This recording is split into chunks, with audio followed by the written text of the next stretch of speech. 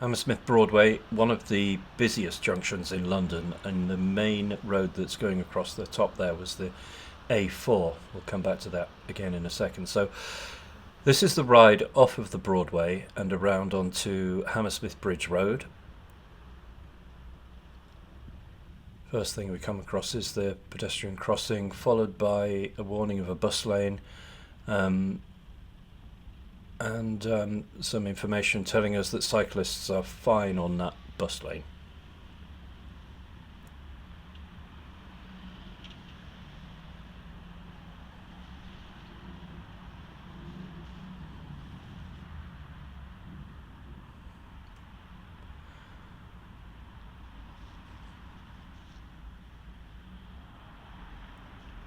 So there's a temporary sign there, but behind that sign is just another one reminding us that, yet again, cyclists are fine on the bus lane. Get the camera right.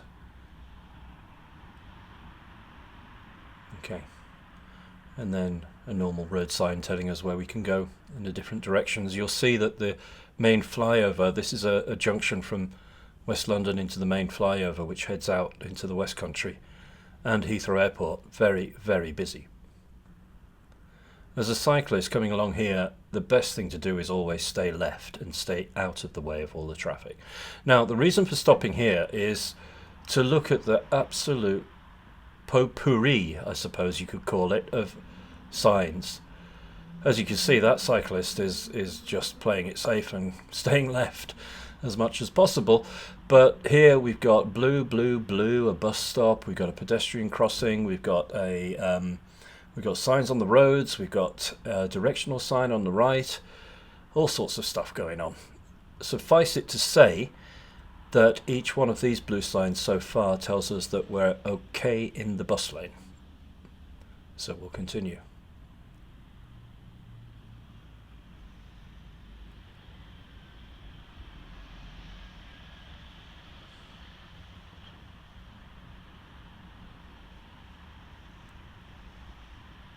Right, so I guess this is where the bus lane stops.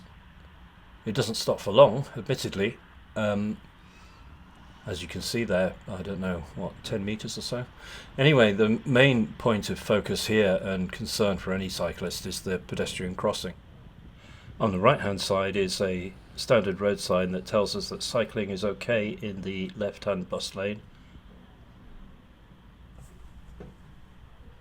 You've got cars coming from behind alongside you from the A4 itself, and again, the best thing to do is just stay left and stay in the bus lane. Why hop onto the pavement? Anyway, the pavement is pretty much, forgive me, the cycle track, supposed, is pretty much used as a pedestrian walkway, as we'll see in a moment. Now, despite the fact that the last sign showed us that only buses were allowed, this sign, just shortly afterwards, tells us that the cyclists are allowed again.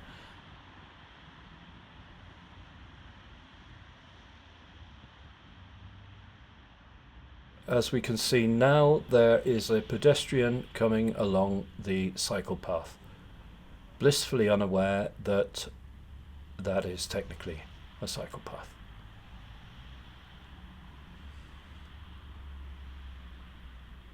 Now approaching the barrier,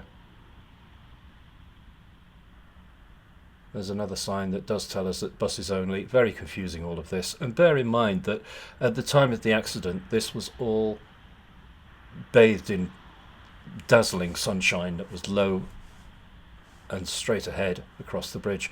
I can see now that TfL seem to have, or the council or whomever it is, seem to have made some road markings. I'm wondering whether they're going to do some repainting. Well, again, apparently cyclists are allowed. I don't know what's going on here. You tell me. May as well just finish the ride. I don't know what that arrow was for. A little bit of oil on the road. And off we go.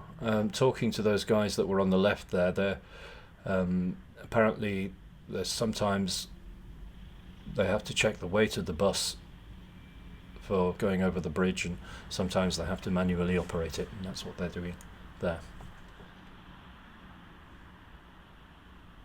A reverse shot of the barrier. Can be seen here that the pedestrians are using the cycle path as a normal footpath. You can see on the left of frame now as they're coming into shot, a group of people doing exactly that. Now they're just about walking under a no cycling sign. The no cycling sign is the wrong way around. It's perpendicular to the actual path of the cyclist and not serving any purpose at all. And the pedestrians continue along the so-called cycle path. Finally, this clip was taken almost precisely 1 year later, the 17th of January as opposed to the 15th, just because of waiting for the right weather conditions. It was also almost exactly the same time of day and pretty much mimics the sort of scene that was at the time of the accident. Finally, some stills to help illustrate the visibility challenge posed by the direct sunlight.